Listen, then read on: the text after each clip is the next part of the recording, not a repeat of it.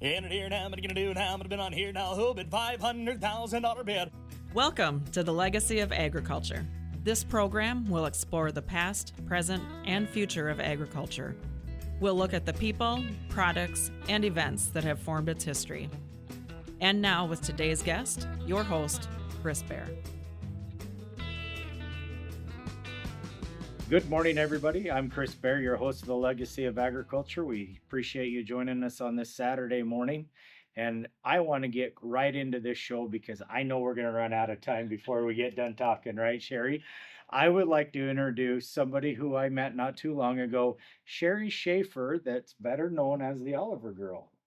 Good morning. How are you? And we're just going to rip the Band-Aid right off. We've got some exciting news. Now, it's kind of fun because in my world, I get to be on a lot of farmyards. I'm in a lot of dealerships all over the country, but we're sitting right here in Sherry's shop in Greenville, Illinois. And tell us about what's behind us. This is a tractor that I just learned is an experimental model built by Oliver. Okay. I bought this tractor 2 years ago at a show, 3 years ago, and I always knew there was something unique about it. And I've tried to dig, and I couldn't find anything, but there was just something. I just knew there was something. So I made it up to the Floyd County Museum up in Charles City, Iowa, where the tractor would have been built. Yep. And I did a little research, and I found actual photographs, the negatives of this tractor, of the exact tractor, proving that it is a prototype tractor. And how many? And it's a Super 77. It's a Super 77. Built in 1954. Correct? Well, this was actually built in 57. The tractor was built in 56. Okay. The engine's a 56. The photographs that were up there of them putting the engine in here are 1957. Is 1957. Yeah. So this is an Oliver Super 77 experimental tractor. And how many? And it's got a 2-cylinder GM Detroit engine in it, valveless. No, not this one. This one has valve. This one has a 271 in it. Oh, a 271. But it has a 251 blower, and the 251 was a valveless engine. Oh, that's right. That's right. So tell us, how many Super 77s with 2-cylinder Detroits were there? Just one. Just one tractor. So we had an interesting discussion throughout the morning. How many other 2-cylinders demonstrator tractors were built that we know of? None with the 2-cylinder. However, there were 3 Super 88s that were built. With the 371s? No, those actually had the 451 in them. That was the valveless engine. That's a valveless, so there were 451s. Right. And those have been documented through serial numbers. Okay. And through 2 of the tractors that have been located. We don't know where the third one is. Most likely it has not survived. But out of those 3 Super 88s and 1 Super 77, 4 experimental tractors, 3 of them still exist. So there's 2 Super 88s and there's your Super 77, and those are the 3 of the original 4. Correct. I've been traveling. I've been in the auction business for many years, and I've bought and sold a lot of tractors, been all over the country. But I'm telling you, this is one of the funnest finds that I've had. And I have a soft spot in my heart for Super 77s because my dad bought a brand new Oliver Super 77 when he first started farming. It was gas, wide front, 3-point PTO that is still in the family as far as I know. And so I love Super 77s, and I have a very good friend that I do some restorations with that has 2 Super 77s in his shop right now. So it's exciting. So tell me about your history in the Oliver industry. Tell me about your background and your family and your father and your grandfather. Well, my grandfather was an Oliver dealer. He took on the Oliver dealership in 1935. We still have the first new tractor that he ever sold, which is an Oliver Hart Par 1828. It is still in the family. When Dad was born, well, Grandpa was a dealer, and he had all these Oliver signs that were coming in that said another Oliver user, and he was running around the farm, nailing them up every place. And Grandma came out and said, "You gonna nail one on the kid too?" And sure enough, I named him Oliver. You have an uncle, or who's named Oliver? My dad. Your dad's name Dad's was name's Oliver. Oh, Oliver. you did Yeah. tell me that. Yeah. Wow, that is really So cool. obviously, I grew up around Oliver's. Grandpa closed his dealership down in the 70s. Dad started working at a couple other Oliver dealerships, eventually owning half of one of them. And I grew up as a little toddler running around the dealership, and that's all I've been around. Yeah, an interesting story that you told me this morning when we were at your office is that you were the girl that got to test drive all the pedal tractors. Is that right? That's right. I was, So they put the pedal tractors together, and as a little girl, you would yep, run around the dealership in the yep, pedal tractor. yep. Yeah. If one of them needed a tune up, I'd stop at the shop and say, hey, we need to work on this. The chain's not quite tight on this one. Can Or you this- gear it up a little? That's right. Make it go a little bit faster. So, what are your fondest memories in the Oliver world and your grandfather and your growing up? Ah, growing up, because I was a toddler, well, not toddler, but young, my fondest memory was probably the glazed donut sitting on the workbench every morning. Oh, So you very run back good. there and grab a donut, but you had to wait until all the mechanics had one. That was my fondest memory there. To this day, I was in the dealership a couple months ago, and the smell, you still smell it.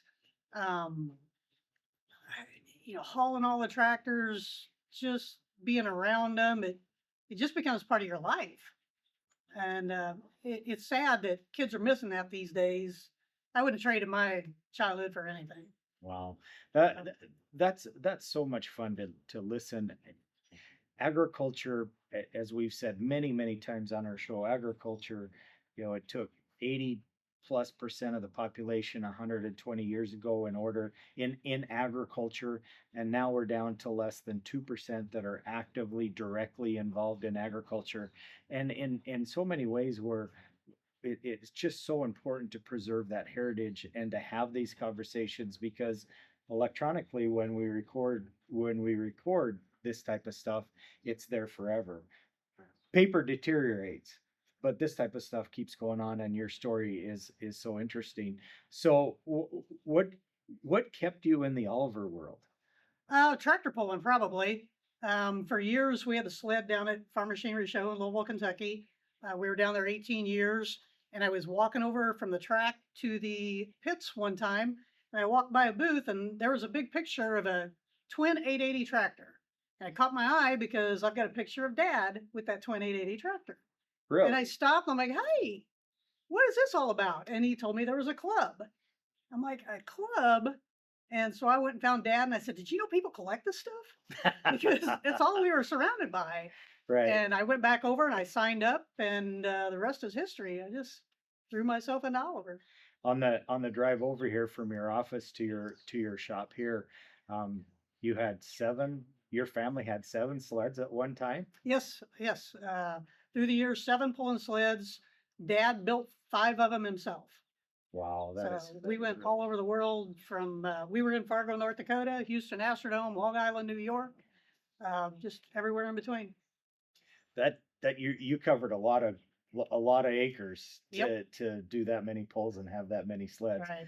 That's absolutely wonderful. Hey, folks, we're coming down to the end of our first segment of the Legacy of Agriculture. Sherry Schaefer, better known as Oliver Girl, is my guest today. I appreciate Sherry taking time out of her extremely busy schedule to be part of us.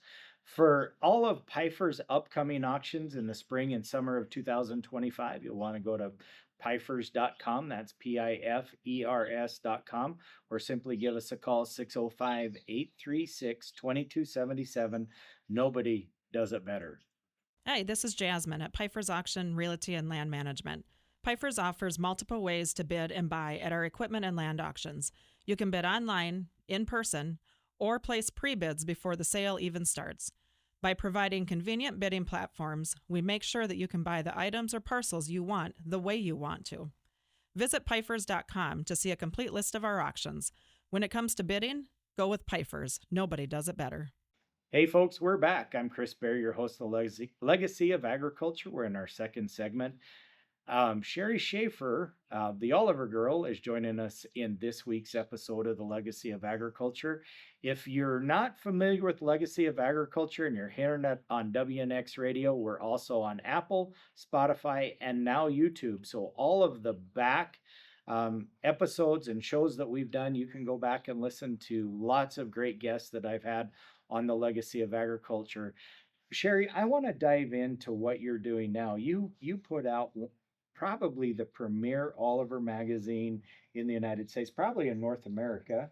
Um, Tell us a little bit about what you're doing, and how you're doing it with your magazines, with your literature, and your preservation of history, agriculture history. Okay. Well, there are two Oliver magazines. One of them is part of a club, and this one's not affiliated with a club. This one's privately owned. It's mine. I've made it a mission to try and preserve as much of the Oliver history as I can. Since Grandpa was a dealer, we still have a lot of his records. They've been sitting in boxes. Some of them have been rained on. I mean, they've just been forgotten up there. But I kept saying, we got to save them, got to save them. Now they're in plastic totes. I've been going through them, learning a lot of stuff. There's good information in there. I use that in the magazines. I use that to help people who are looking for something. A man came over a couple weeks ago, showed me a picture.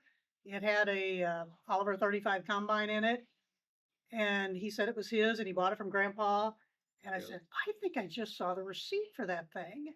And I went back looking, and sure enough, pulled up the receipt, has the serial number on it. So here, this man has a picture of this tractor combine. Now he's got the actual serial number for it that he never thought he would have found. No And chance. and it was buried in the box of receipts that you had from your Right. grandfather's dealership. Right. Do you know? I mean, that takes the value of because you have the history, and that's a one owner combine that completely changes the value of that combine, not only monetarily but emotionally for Right. that family, because they can date it right back to the date do you remember the date that combine was No, bought? I don't. I think it was in the early 50s. It was Wow. in the 50s. So we're looking at 75 years old, Yeah. plus or minus, Yeah. that all of a sudden he has that The connecting link actual, back to the right. originating dealership. Right.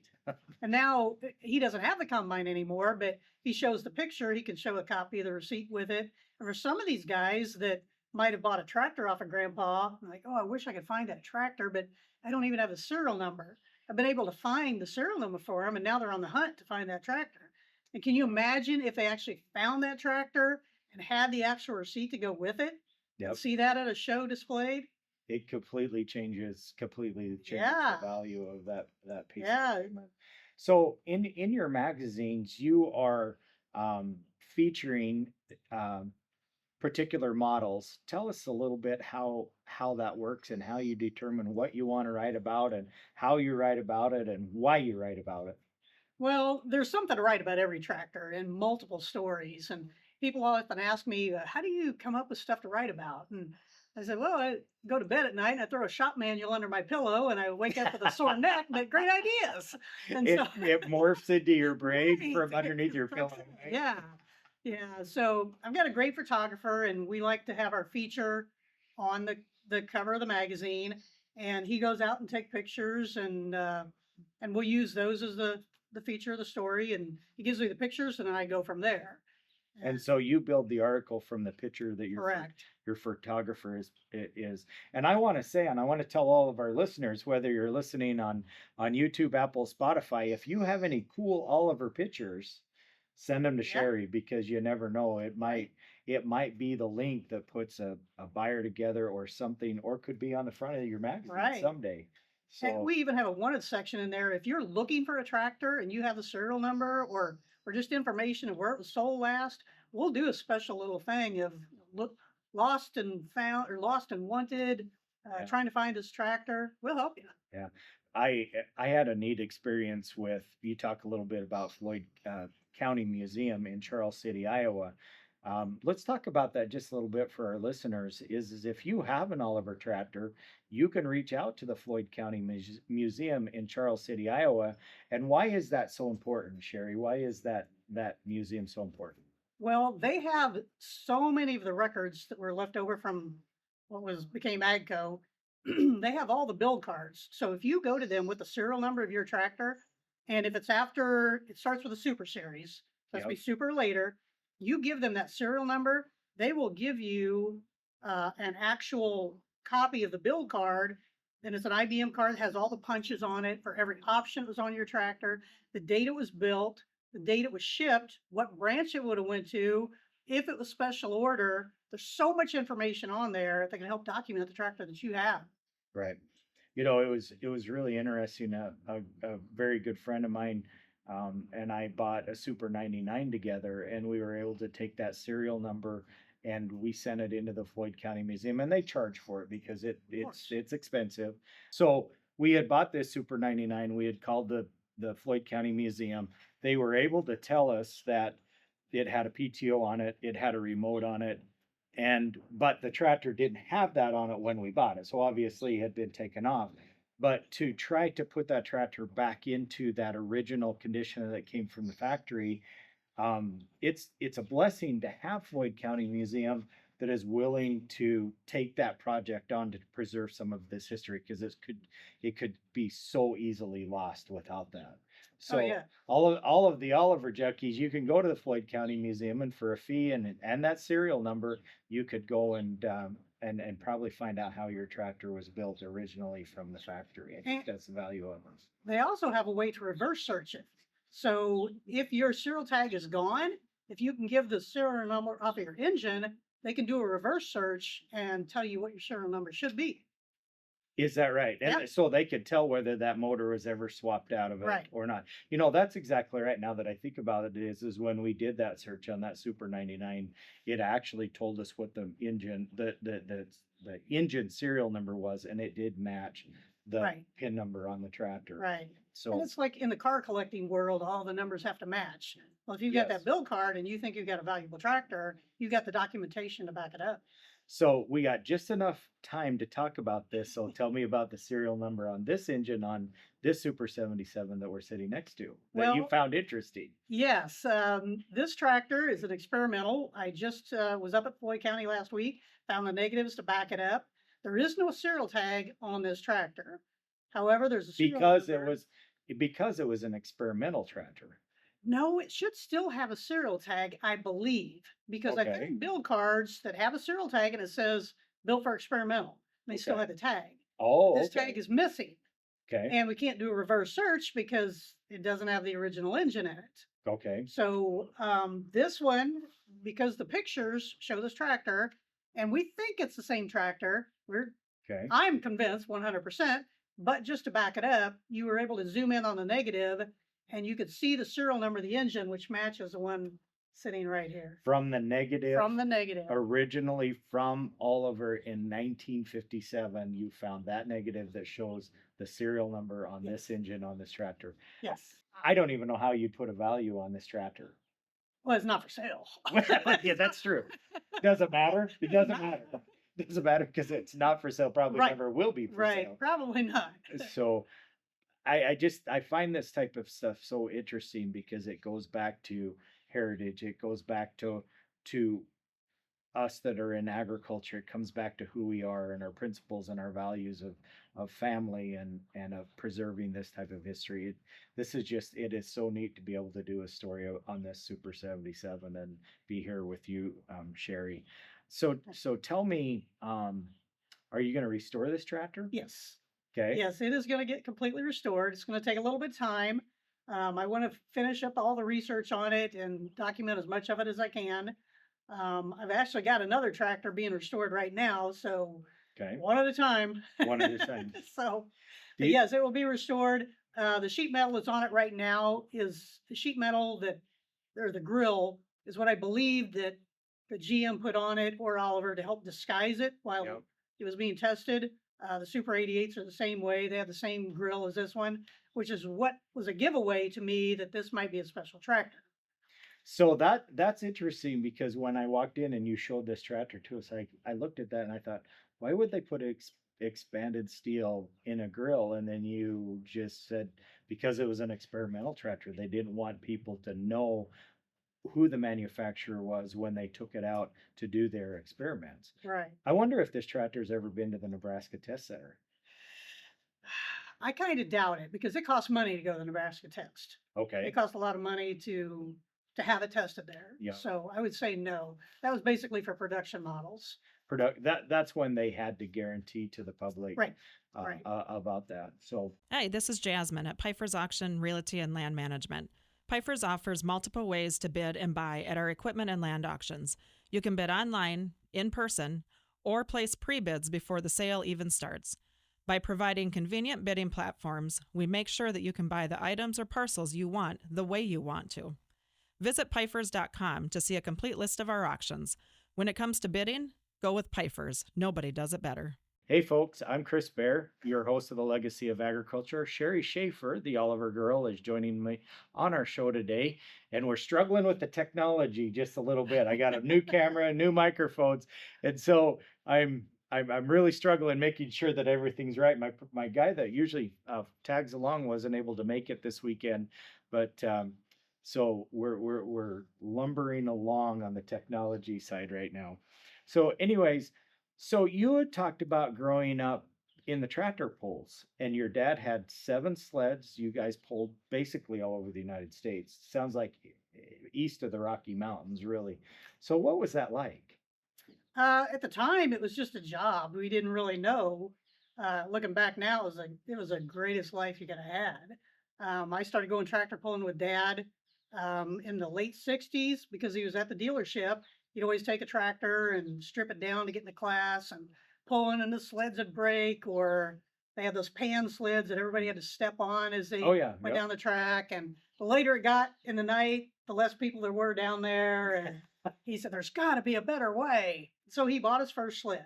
Okay. It was a hydraulic sled, which is still being used at Penfield, Illinois. Okay. He bought that one, and then he bought another weight transfer sled out of Iowa. Still convinced there was a better way. And in 1970, I believe it was, maybe 72, he built his first sled, Okay. Which I still have. That's the one you over own. there. Right. Is the right. sled that your dad first built? Correct. Yep. That was number one. And so then he built another one because it worked out really well. Then he built another one. And so the most we ran at one time was 3. And then he wanted to build another one to make it more modern. So he'd sell one, but he always made sure he sold it far away because he didn't want the competition. Yeah. So that's Because why they the were one was being in paid. Texas. You were being paid to be at Right. those pulls, and they were paying you with Right. that sled, and that's how your family earned a living. Right. Is at the sleds. What's your most memorable pull of all Oh time? my gosh, probably the Houston Astrodome. We got to Houston and pulled into the parking lot, and that was like the biggest thing ever. And we drove over to the ramp, or we walked over there first. We looked down, and there's this big incline going down in there. It's like, holy cow, that's a whole new world here. And so we walked down at first, and we're looking around, and they ran 3 sleds in there, 3 tracks at one time. And it was just so big. And I'm like, you know how much hay you can put in here? And it was. You're quantified Yes. as a farm girl. So, Wonder how many cows we can get on this end. We can store the hay on this end, and yeah. we can milk cows over there. And Yeah. And coming up out of there, because we hauled the sleds, there was a pendle hitch on the back of the truck. And that pan wasn't that far off the ground, 6 inches or so. And so we went to go out of there, and I was driving truck on my own at that time. right. And Dad said, okay, I'm going to stand up at the top. We'll block the traffic. When you come up out of there, don't slow down. Because he didn't want the pan to drag when it went from that incline to the level. So you had to keep going, and sparks are flying as you cross over that. And those are little things I remember. And I say I drove truck. When I graduated from high school, all the girls in my class were getting Camaros or Mustangs. I got a Freightliner. Do you remember how the Freightliner was set up? It was a 71 Freightliner with a 350 big cam and a 13 speed.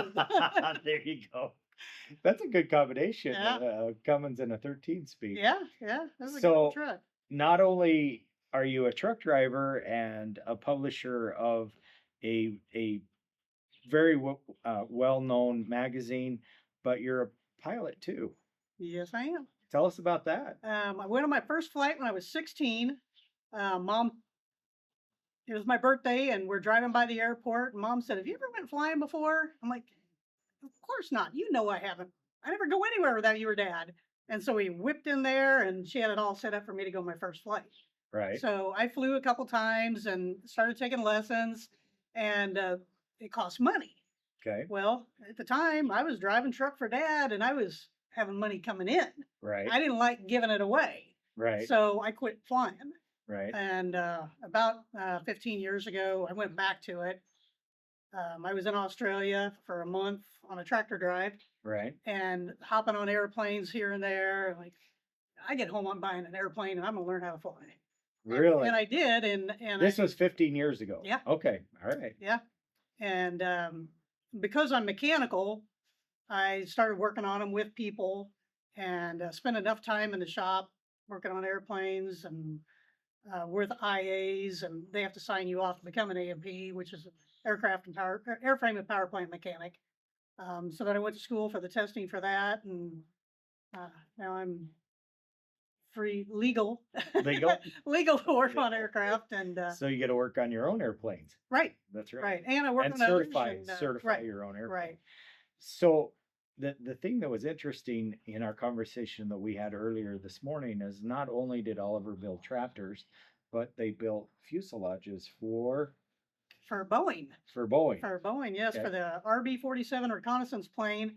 They built them at their plant in Battle Creek, Michigan, Okay. and there was a railroad line that went through the building, and they would roll the fuselages over, set them on the train cars, and take them straight to Wichita to Boeing for final assembly and the rest of the To aircraft. put the wings and the motors, Right. engines, and everything in them. That Right. was and also Oliver. I don't think a lot of people know this, but Oliver built outboard marine engines too for boats. Correct. They bought the Chris Craft line in the mid 50s, and they did that for about 5 years, and until they decided they lost enough money, and they sold it to. They didn't do very good. No, They didn't do very good No. in the marine world. no. And I can tell you, I've owned boats in the past, and they're nothing but a money pit. So I can understand how they can lose Yeah. money with a boat. But so Sherry, as we come to the end of our third segment, tell us.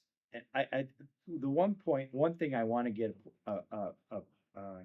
across to our listeners is if you have information or you have a unique tractor or you have a unique Oliver piece, how can they get a hold of you to send you the information so that you can put it into your repertoire? The best way is to call our office, oliverheritage.com. You can look us up online, and my phone number's there. Emailing me is the best way because I'm on the road a lot. Yeah. And I don't sit still. I'm not sitting there at a phone.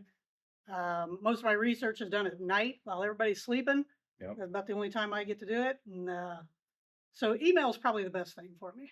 All right, that sounds wonderful. Hey, folks, we're down to the end of our third segment of the Legacy of Agriculture. Want to give a shout out to a couple of our sponsors, to Pfeiffer's Auction and Realty, and also to Richard's Repair out of Larchwood, Iowa. We appreciate our sponsors for participating and helping us make this show happen.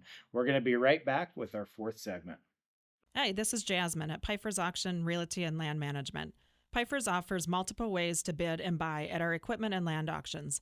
You can bid online, in person, or place pre-bids before the sale even starts. By providing convenient bidding platforms, we make sure that you can buy the items or parcels you want the way you want to.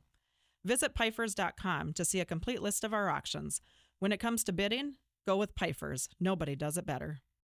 Folks, we're back with our fourth and final segment of the Legacy of Agriculture. Sherry Schaefer, Oliver Girl, is joining us on today's episode. Thank you, Sherry, for joining us. It's been a great first three segments, but I think the most important part of preserving history is making sure that when you buy a tractor or you buy something that's agriculture related, that the information is good. Because we're noticing in the auction industry and in the agricultural industry, especially with these old collector tractors, as they can increase in value, how do we make sure that the information that we're getting is accurate and that it's good? The best thing to do if you're going to buy a tractor is do your research on it, get your serial numbers, call Floyd County, verify that. A good thing to look at also is looking underneath your tractor at casting dates You can compare a casting date with a serial number and see if they're in the same ballpark. In my research, I have an archive that's pretty extensive. I don't have everything, but I'm working on it. Yeah, you're getting more and And more all the time. yeah, yeah.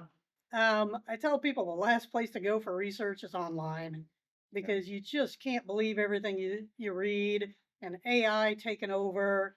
They just throw stuff out there, and before you know it, people are believing it and sharing it, and there's no truth to that. There's nothing to back it up.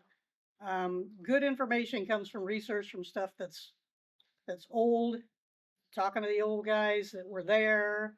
A lot of print stuff, newspaper ads from back in the day. I showed you some stuff this morning that you mentioned the loader special. Yep. And I happened to just look something up, and I pulled it up, opened it up, and there was the price on it, where it was sold. That's factual stuff. Yeah. I tell people when I'm doing research, I like to do primary research, not secondary, not going online. I go right to the source. I've been very fortunate to interview a lot of guys that were there, the president of Oliver. I was in Philadelphia last week interviewing a guy that worked for Case IH for 40 years. How did He that started- interview go? I That didn't was ask you that. awesome. It was a That great was interview. awesome. Very sharp guy, told some great stories. He started with him in 57, was there when it was J.I. Case, and then just overnight, they learned that they were bought by, or they were merging with IH. Right, And there's a lot of friction between the Case and IH guys. right. But he said, we were excited about it. We were the little mouse eating the elephant. Right. He said we were looking at something big coming on that was going to help us, but he said it didn't work the other way around. Yeah. I had talked earlier about going to Floyd County Museum and getting the information on a tractor that I had bought. And so much of those records back in the 50s, they weren't typed, they were handwritten. Oh yeah. And the build code and the build sheet and the serial numbers that I received was not typed. They must have had a gal there that had impeccable cursive handwriting, and she hand wrote in all of that information, obviously from notes that they probably got from the factory floors. Right. Probably is how that happened.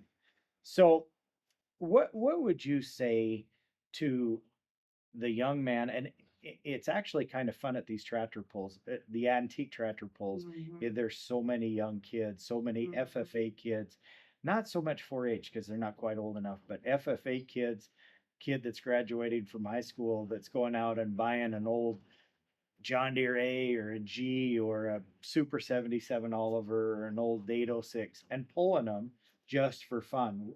What advice would you give to those kids? Keep doing it. That's the best advice I've got. And look back at the history of it. Now everything's designed with a computer. This will work, that won't work. But think of the guys back in the day. I mean, they had a slide ruler.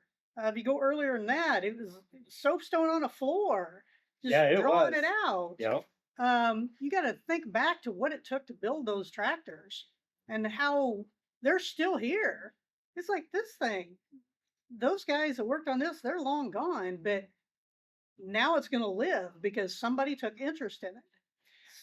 So you were talking, and we might have to go into a bonus segment to keep talking about this, but one of the Super 77s with the Detroit engine that you were talking about was found in a junkyard and was an inch away from a scrapper. that was a Super 88. It was sitting along the rock pile. It had no tires on it. It had the old spoke Farmall wheels on the back. And a scrapper was getting ready to take it. Yeah. And Was that an auction, or was that just an individual that was trying to clean up? it was his an farm? individual cleaning up a piece of property that he had bought, and it was left there. How did you find out about that Super 88? Someone called me about it, a tractor collector, and he said, "Have you ever heard of this?" And I'm like, "Yeah." Tell me Yeah. more. And Knowing that there was just 3 built. Right. Yep. And he said, "Well, I got the serial number." I'm like, "What is it?" And he gave me the serial number. I'm like, "Oh my gosh, that's a consecutive serial number to the other one." I said, "You've got to buy that. If you don't buy it, I want it." Right. So it ended up he didn't buy it, and he didn't tell me, and somebody else got it. Right. But it's safe now. Will that tractor be rebuilt? Can we talk Yes. about that? Yes, Okay. it's in the restoration process. I've seen they've got the engine out of it. It's on a frame, running, all rebuilt already. He's working on it a little at a time, but yeah, Okay. all of them that exist will be all restored. So you're all, well, I want to go back and finish up this week's episode of the Legacy of Agriculture on WNX. This tractor runs. It Oh, yeah. runs good. All You right. got to drive it around? Oh yeah. I can. All right. And how long had it sat? This was bought at an auction in 2019. That guy played with it a while. The next guy played with it a while. I bought it in 21, and it sat over at Dad's. Probably 3 years has been sitting over there, and went over to after I found out what it really was. Went over last week, and Because you bought it and you didn't, you had an inkling, I suspected, you suspected, but no proof, none whatsoever. and it took 3 years Yeah. of digging and prying and prodding to finally Yep. get to the bottom. And you actually went up to Floyd County Right. Museum and said, "Hey, They we're talking. We're gonna right, talk." right. So they let me go through the negatives, and they were all in numeric order, and I knew where I had to be. And the closer I got, I'm like, it's got to be in this drawer. And I pulled up the envelope, and it said Super 77 with GM. I'm like, this has got to be it. And the whole time, you just Drum roll, right? Yeah. And I pull it out and I hold it up, and I'm like, oh my gosh, it's got the cutouts just like mine. You can't see them here, but this is all Right. cut out so the engine could sit in it. It had the cutouts. Pull out another one. It shows a blower on the back, which I had suspected that the guy had moved. Right. He didn't. And I So was just, Oliver changed the blower from the side of the engine to the back of the engine. GM did. GM I'm sure did that. GM did that. Okay. Yes. Yeah, that does make sense. Right. Oliver wouldn't have changed that, but GM would have. Right. For this particular Right. application. Right. That's very historical for GM as well. Right. Huh. Right. And I thought that he had changed it because he put a loader on this. This is a loader tractor. Can you And imagine? I know. And I thought maybe he moved it because of that for clearance. But then when I pulled that negative out and saw that on the back, it was like I found the Holy Grail. It was just That is unbelievable. Hey folks, we're down to the end of our fourth segment of the Legacy of Agriculture, but because we're on Apple, Spotify, YouTube, and on the legacyofagriculture.com website, we're going to go into a bonus round, and we're going to go more in depth on getting into Sherry's head and talking more about that. So if you're listening on WNX Radio, come and join us on Apple, Spotify, legacyofagriculture.com, or on YouTube. Well, obviously we're filming this, and if you're listening and want to see the tractor, go to our YouTube channel. And I'll also post at the end of this broadcast, I will also post some of the pictures and stuff that I take here today, and we'll be right back with the bonus round. Hey, this is Jasmine at Pfeiffer's Auction, Realty and Land Management. Pfeiffer's offers multiple ways to bid and buy at our equipment and land auctions. You can bid online, in person, or place pre-bids before the sale even starts. By providing convenient bidding platforms, we make sure that you can buy the items or parcels you want the way you want to. Visit Pfeiffer's.com to see a complete list of our auctions. When it comes to bidding, go with Pfeiffer's. Nobody does it better. Folks, we're back with the Legacy of Agriculture and our bonus round, our extra talk. I don't know what to call it for sure. But one thing that we didn't talk about in the first four segments of the Legacy of Agriculture, how did you find this tractor? How'd you come across it? What's the story? I was at a show in Oakley, Michigan. It was a National Oliver show, so there were a lot of Olivers up there. I had a booth, so when you do that, you can't walk around much. Correct. The show was over for the day, so I jumped on a golf cart. I'm going to go around and look at tractors for the first time. And I drove by the front of this one, and I looked at it, and I'm like, man, that's an ugly tractor. Why would they do that? And I like rounded it. I saw the GM engine. I'm like, oh, whoa. And I stopped. If a golf cart can go, I It did. So, The brakes were working good. yeah. So I got off and I'm circling it, and I'm like, oh, it's still ugly, but this is unique. And the grill was kind of giving it away to me. And then I looked at the sheet metal, the way it was formed around the air cleaner and the muffler. Like, this is just like another one I know of. The Super 88. Yes. We were talking about Yes. earlier, you know. And I walked by the side of the tractor, and there's a for sale sign on it. I'm like, you've got to be kidding me. And some guy walks up and he said, "You want to drive That's when it?" the sweat starts I running down your know. forehead and you're going, we don't know how bad this is going to hurt, but it's going to hurt, right? He's like, "You want to drive it?" And I'm like, "Yes." And so he's like, "Get up there." So I Did you introduce yourself to him so he knew? no, who you were? I think Okay. they knew who I was. Oh, okay. So I was at an Oliver show. It was kind Right. of It's a dead giveaway, right? So I drove it around and I came back and I parked it and I got a Sharpie, and on the side where it said for sale, I put hashtag not anymore. Nice. Nice. So That is so. I out of all the people in the world, I am so tickled that you could wind up with one of a kind tractor. That's a lot of fun. And there's as an appraiser and as an auctioneer, how do you put a value on something yeah, like this? I mean, it's the history and the heritage, and to right, have the negatives from the right, factory showing the serial number of the engine, right. that's just And manna from heaven if you want to go yeah, down the road, I church talked road. to the guy I got it from. I talked to the guy that he got it from because he bought it on Marketplace. And then I talked to the guy that was at the auction. I talked to the So auctioneer. this tractor was originally on Marketplace. It was originally at the auction of a GM retiree. So a guy bought it. Okay. He played with it a little bit. And he was done. He threw it on Marketplace. And then Trevor bought it on Marketplace. And then when he was done playing with it, he took it to the show, put a for sale sign on it, and Yeah. that's where it was. That- And neither one of them really had any idea. The one of them told the horror story of getting it home from the auction. He just went on a whim, and a scrapper was bidding on it. Can you imagine that? If On had this gone to scrap, tractor. yes. Something they And wanted he to. said, "No, that scrapper's not getting that." So he bought it. All they had, he didn't have a trailer. So his buddy had a boat trailer. So they went and got the boat trailer, threw some plywood on it. It fell through the deck on the way home. Oh, good They grief. drove home with the flashers on, got it home, unloaded it. He went to take the trailer back, hit the railroad tracks, and the trailer came unhooked. They didn't have the trailer It was tight. worn out. It just the bulk just came. Hey, all these things that happened to it could have went the other direction. But Oh, they could have wrecked this haul at a home because they didn't have a trailer. right, That it was. the junker could have bought it. Do you know Never- where this tractor was originally sold? Do you have any dealer information on it at all? It never went to a dealer because it went to GM, and one of the GM employees took it home with him, and it was his auction. From Michigan? Yes. So Yes, this he worked at the tractor tech was center. never sold through a No, dealership then. no.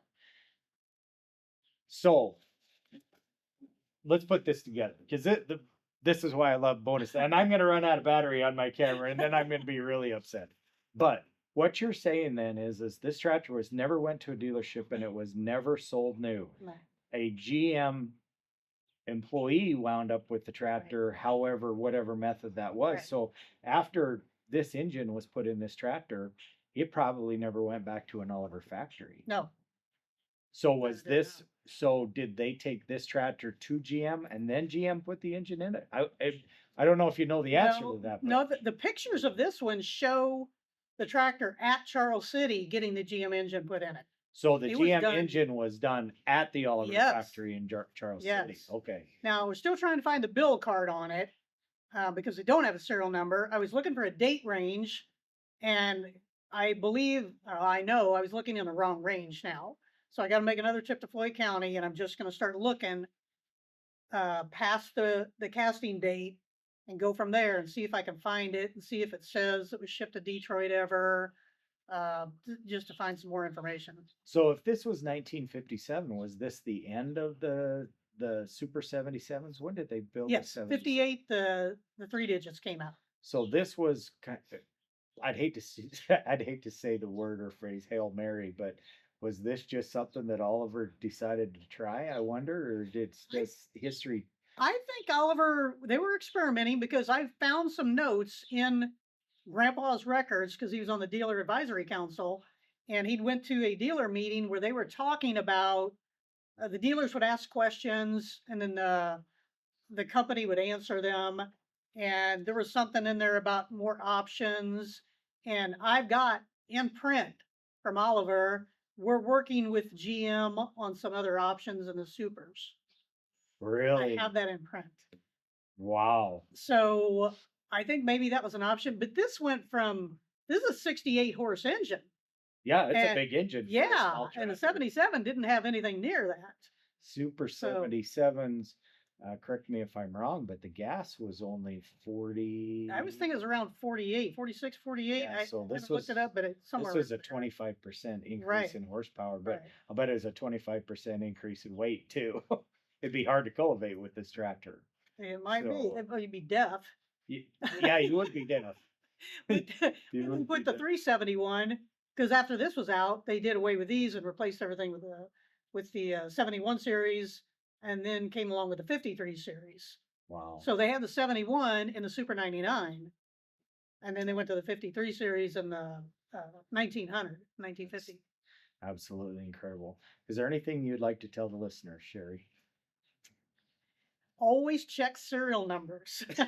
Do I your mean- homework. Well, even you drive by and there's one sitting in a fence row. How do you know that's not number one? That's I true. hate to tell you to trespass, but never overlook a tractor. That's the only time you Don't can overlook it. trespass is when you're checking a serial number. Right, right. And then you make up an excuse. Dude, we're gonna Come on, we're gonna get thrown in jail for putting this type of stuff up on social media. We're gonna be sitting down at the county jail talking about maybe we shouldn't have given that advice out, right? Well, this has been absolutely wonderful, Sherry. Thank you very much for all of your time and participating in the legacy of agriculture. And I'm sure we're gonna be back. There's a lot more to be had. Well, thank you. So, all right, Yeah, thank you. here now, I'm gonna do now. I'm gonna been on here now. Who bid $500,000 bid? We hope you've enjoyed today's edition of The Legacy of Agriculture with Chris Bair, sponsored by Pfeiffer's Auction, Realty, and Land Management. Call Pfeiffer's at 605-836-2277.